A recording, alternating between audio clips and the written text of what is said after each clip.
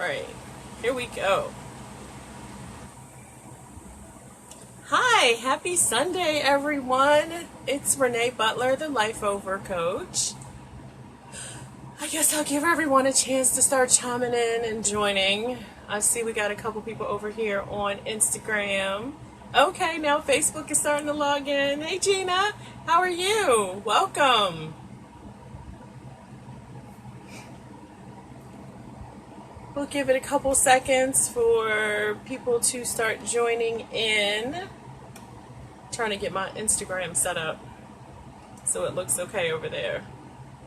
Hey Liz, hey Gary, how's everybody? Happy Sunday. Thank you for joining. Did you guys have a good weekend? Hi Mark, thank you for joining. So tell me about your weekend. What'd you guys do? Getting Instagram over here set up right and we can get going. Hey Roxanne. Hey Renee, my namesake. I still think it's so weird when I see your name and we have the exact same name spelled the exact same way. I don't know if it's still weird to you yet or not. I'm always used to seeing Renee. Hey April and Carol, thank you for joining.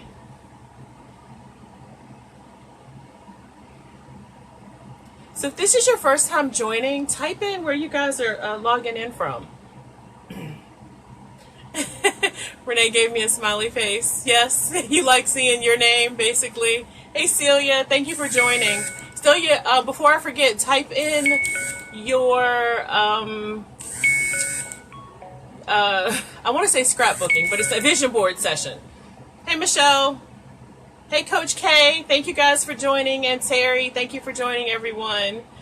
Oh, I'm the only other Renee you've ever met? Hey, Gigi, thank you for joining on Instagram.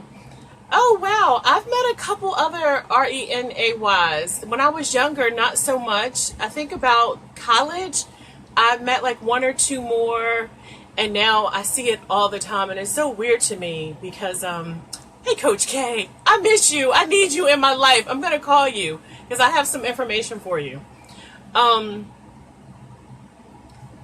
As I've gotten older, I see so many more Renays, and my mom told me that she named me after Renee's dress shop. I believe it was on 16th Street in Northwest, so that's where she got the Renay spelling from. Ask your mom where she got the spelling from for your name, because I'm always curious as to like how they come up with the Renay. So Stepping into Greatness 2018 on Eventbrite Vision Board Workshop. There you go. Celia Lowe is having that Vision Board Workshop. I think I talked about you guys. You said so did. Oh, your mother-in-law spelled it Renay too? Oh, wow. So last week, I talked about Celia's vision boarding as part of our 2018 goals. And for those of you who visually like to see what your goals are, I think her workshop will be really good. So sign up for that. We have the same birthday too, Terry. Oh my gosh, is that why like I'm the only person on earth that you listen to when I have to chastise you? Oh Lord, that's a whole nother conversation. But anyway, thank you guys. Welcome. It is what time? It's 7:03.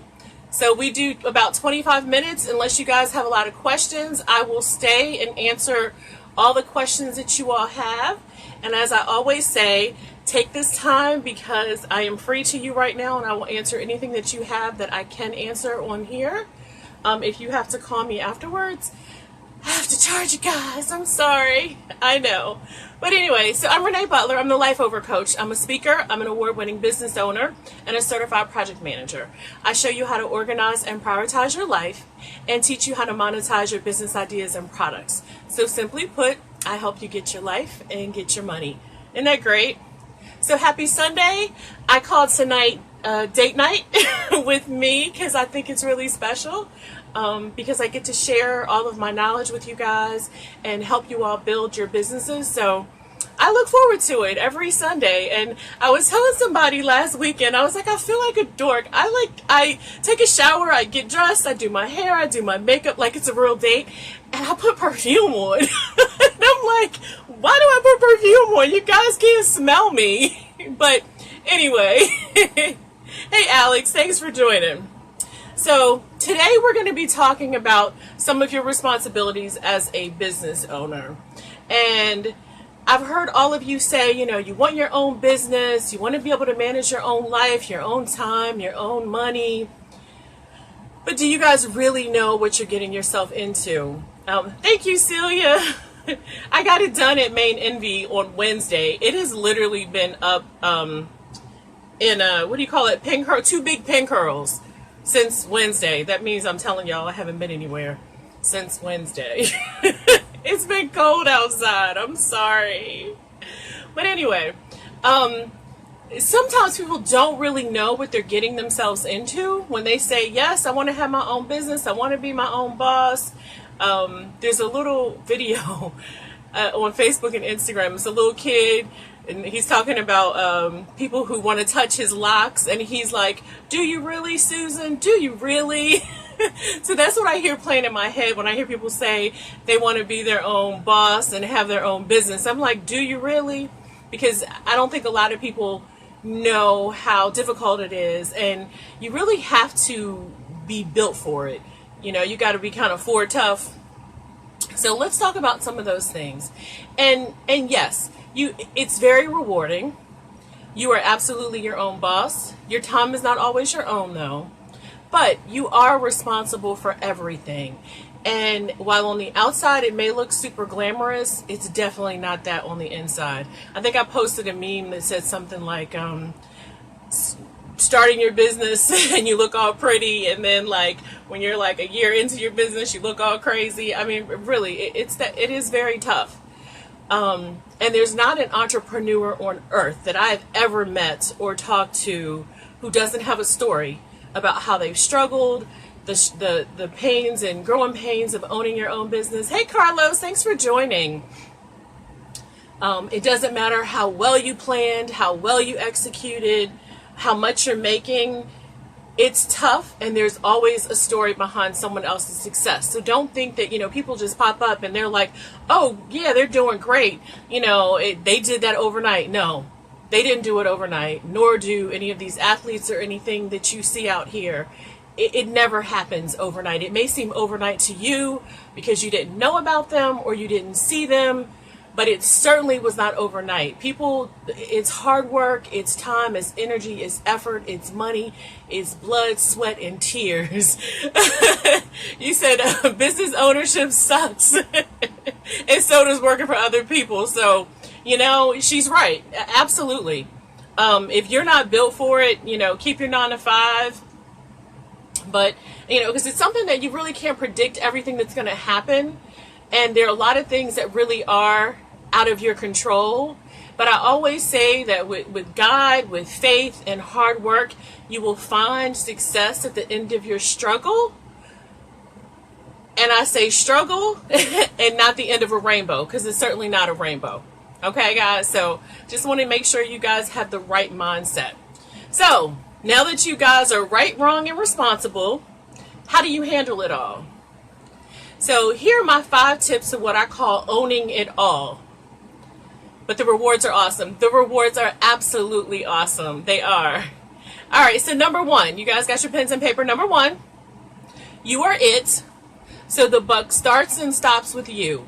You're the visionary, you're the leader, you're the decision maker, you're the accountant, the analyst, the marketing person, you're the head of customer service. So the faster that you realize that everything really does fall on you, the better off you'll be. And you'll be able to make better decisions, and you'll be able to move strategically. Okay, so that's number 1. Number 2 is own it all. So no matter how right you are, if your customer is unhappy, you are wrong in all of your rightness. There's I saw I don't think it was a video. I think it was someone posted about a business owner who had accepted a deposit, the mom as a deposit for a birthday party, I think a 1-year-old's birthday party, and the mom and both the child passed away. I think, was it a car accident? You guys correct me if I'm wrong. I'm just trying to remember it all. And I believe it was the grandmother reached out to the business owner and asked for the deposit back. And the business owner said, we have a no refund policy for deposits, but I can provide, something else. I don't know the details of how that all ended or the situation. But even though with her policy of, no refunds, you've got two people who are deceased, the person who paid and the person who was to receive all those services. Whether she was right in saying we have a no refund policy and I'm not going to give you your money back, in the eyes of the world, she's dead wrong, right? So those are some of those decisions that you have to think about when you've got a customer or even a disgruntled customer, of how to make them happy. So let's say I were in her shoes. I would either refund the money, but sometimes if you're a small business, especially if you're just starting out, maybe you've taken that deposit and you've used it towards payroll, so you don't have the actual cash in hand, and whatever she owed as a balance would have paid for other things as well as profit, right? So you would offer that customer something worth $350. So whether it's some type of services, or for the wake, maybe offered to prepare $350 worth of food, because it sounded like she was some type of catering business. So maybe she could have done the desserts for the funeral. But I certainly would not say, I am not giving you anything because my contract states that refunds, that deposits are non-refundable. Because those are decisions that you're going to have to live with for the rest of your life. And with the, social media, it can go so quickly, in a negative direction that you probably weren't expecting. And I'm sure she wasn't expecting, because even looking at some of the responses that people were posting, some people were like, she's right, she's got a non-refundable policy.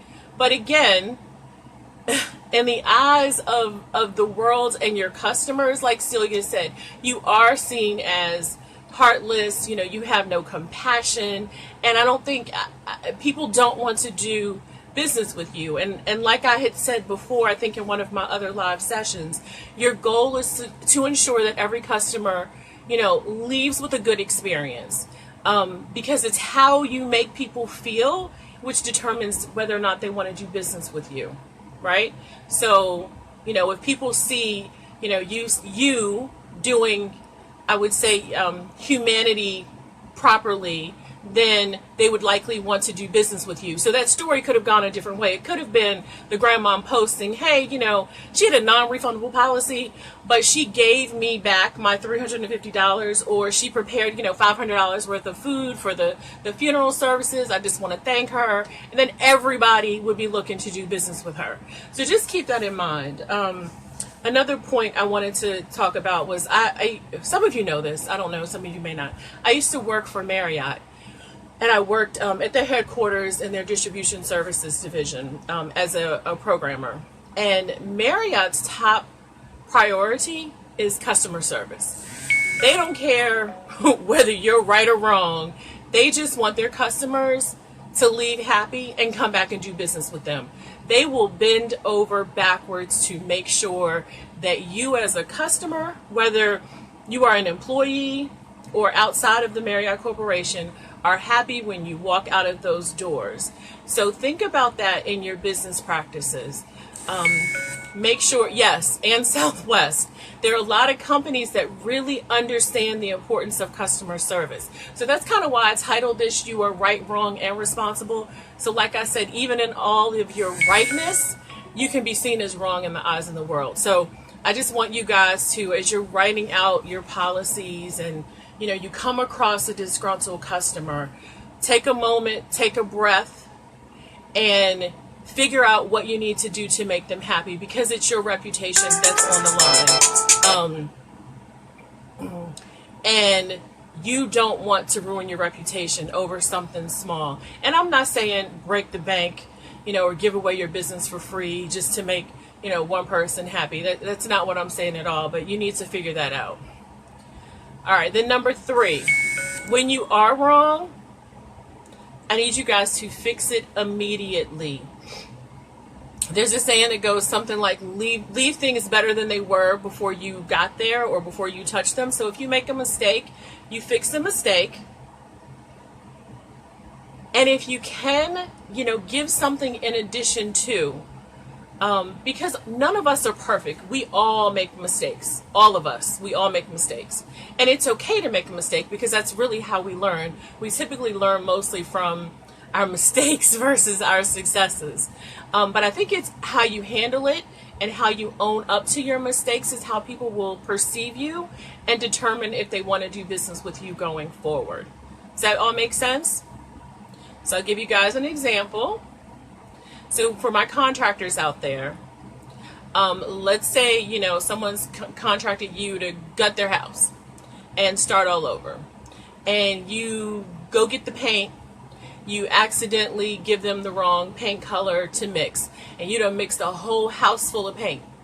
And it's the wrong color. You got to fix that. Like, you have to go buy new paint. You have to pay for the paint. You have to repaint the house. And I would add in something like some free chrome molding or, just do something as a gesture of good faith to say, I made a mistake, but I'm going to fix it. Because you are also, when you make mistakes in your business with other people and they've paid you to do a good job, you're also impeding on their time. And time is money. And you don't have the right to tell people how to use their time and their money because you made a mistake. So think about that, because if it was you, how would you respond? How would you want someone to treat you? So put yourself in your customer's shoes. I don't know if you guys are, sometimes my screen doesn't, you guys are typing in questions, that's fine. The same thing goes if you sell a defective product. Replace it. Maybe send something, a $5 gift or $5 gift card, or just something small, as something in good faith to say, I'm sorry, I apologize, but I'm going to make it up to you and I'm going to make it right. Okay? All right. Number 4 is plan for the unknown. So you guys know I'm a certified project manager. So planning is my life. It's my love. I think it's how I've done well in business. Because I have the ability to really lay things out in a big picture and take it all and plan it in detail, kind of step by step.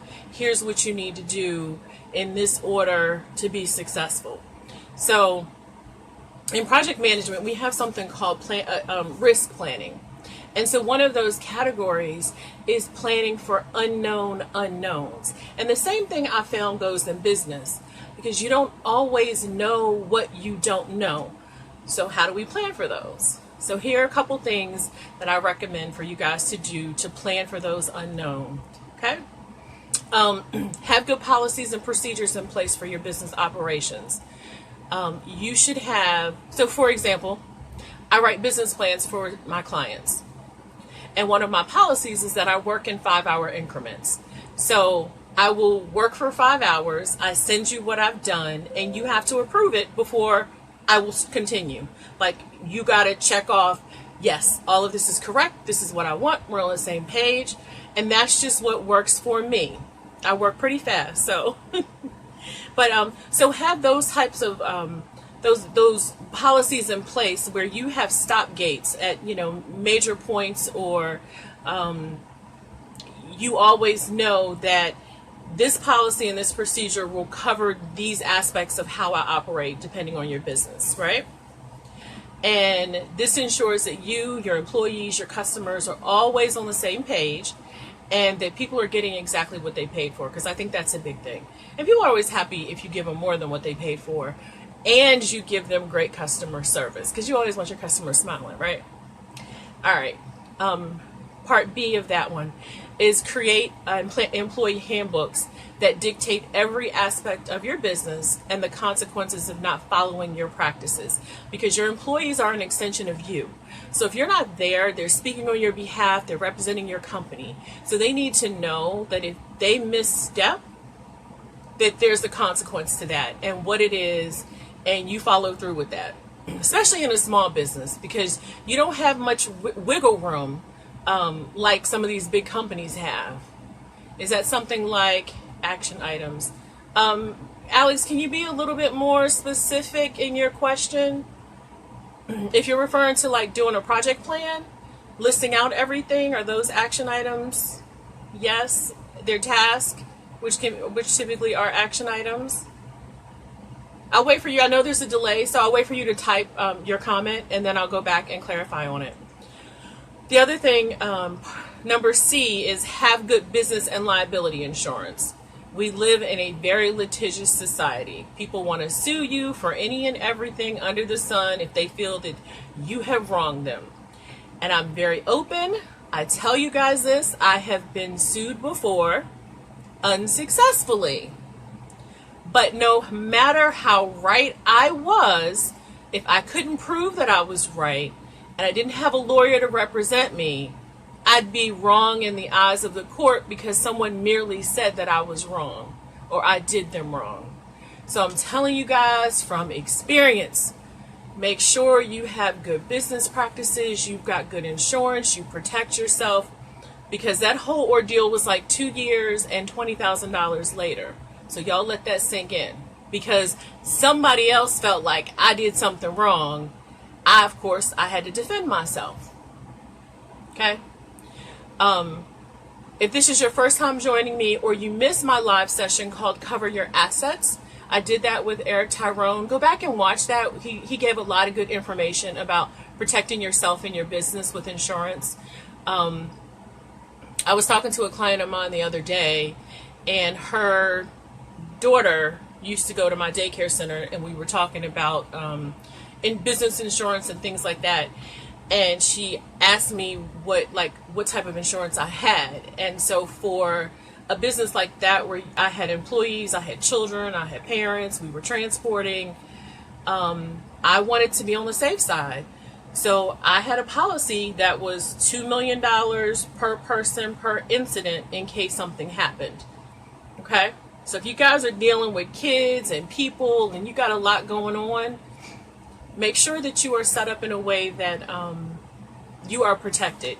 And I also had talked about the different types of companies and corporations, the way you set yourself up, your liabilities as well as protections under different corporations. So you can go back and watch some of those. If you have questions, you guys can hit me up in my inbox.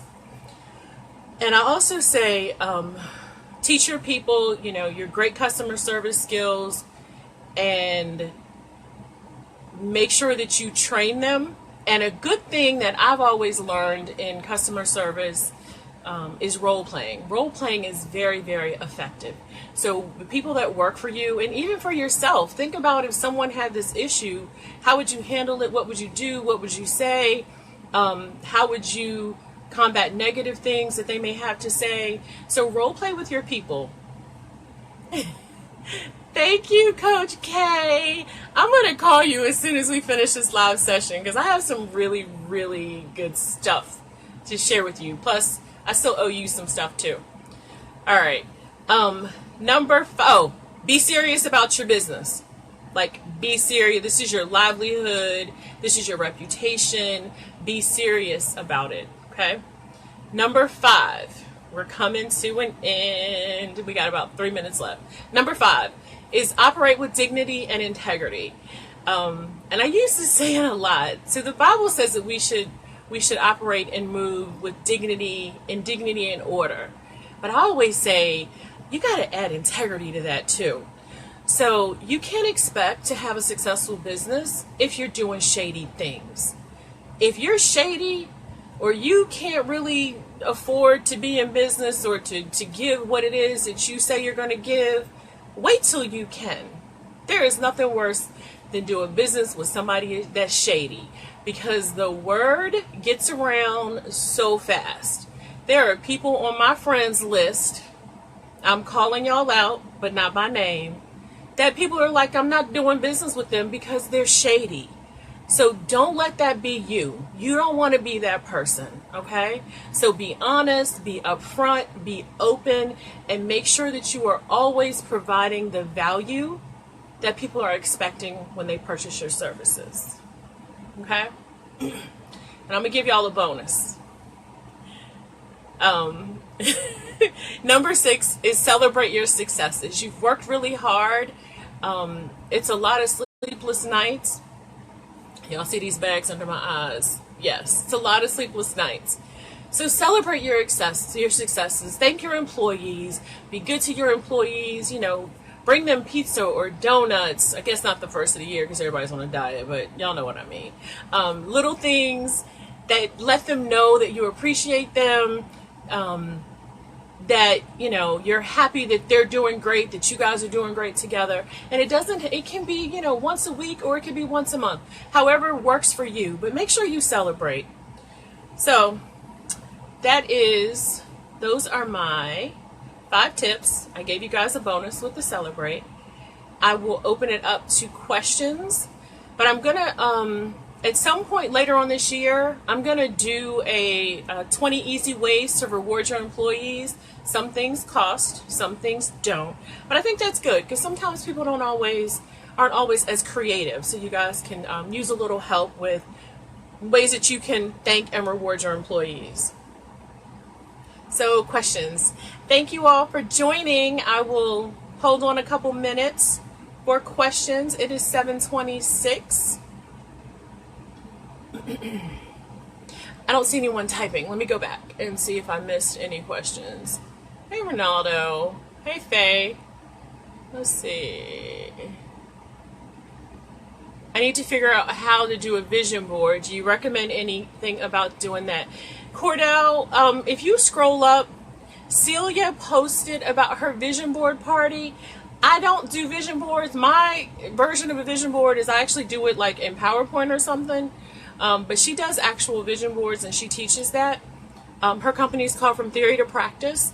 She is having a vision board party coming up. So sign up for that and she can help you with that. Hey Celia, hit Cordell up. Cordell, are you, if I'm remembering correctly, are you in Baltimore? Because if you are, Celia's also in Baltimore. Okay, she's still online. Thank you, Clayton. I'm glad you enjoyed it. Thanks for joining.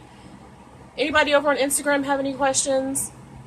Yes, Stepping Into Greatness 2018. She's on Eventbrite.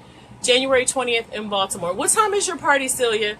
I'm having Raquel's graduation party the same day. So hopefully the times don't overlap. But hers is at the hotel, so we'll be able to... oh, you're in Chicago. Celia, is there any way for people to join virtually? But Cordell, you can inbox me if you need help getting started. I can get you there. We can start out. It's at 1. Okay, good. Raquel's party doesn't start till about 3-4, so that's good. But to a testimony. Oh, got you. Oh, wait. Oh, that was a testimony. Alex said that's a testimony to his business now that you've launched and registered. Oh, awesome. Congratulations. I'm so excited. So Cordell, if you inbox me, since you're in Chicago, let's talk. I'll get you started. And if you still want to do a vision board, we'll figure out how I'll connect you and Celia to set up the vision board. Hey, Lewis, thanks for joining. You joined late. It's okay, though. You can go back and watch the live session. We're about to end. All right. Any questions from anyone? All right, awesome, Cordell. Thank you. Hey, Julie. You're welcome, Alex.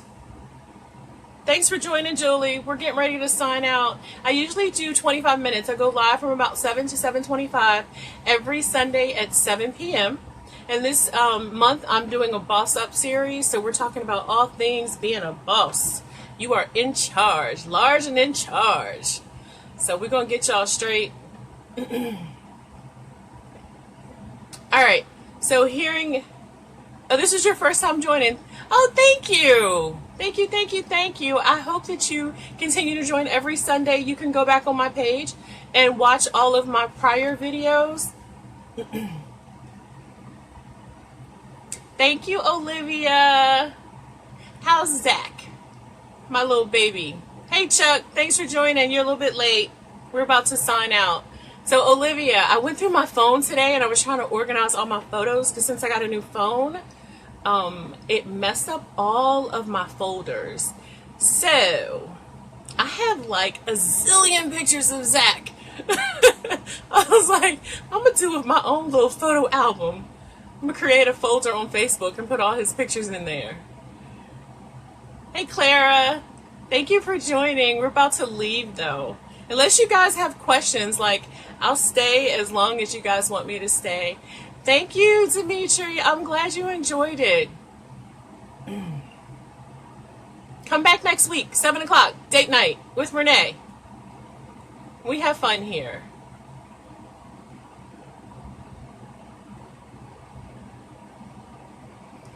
All right, guys.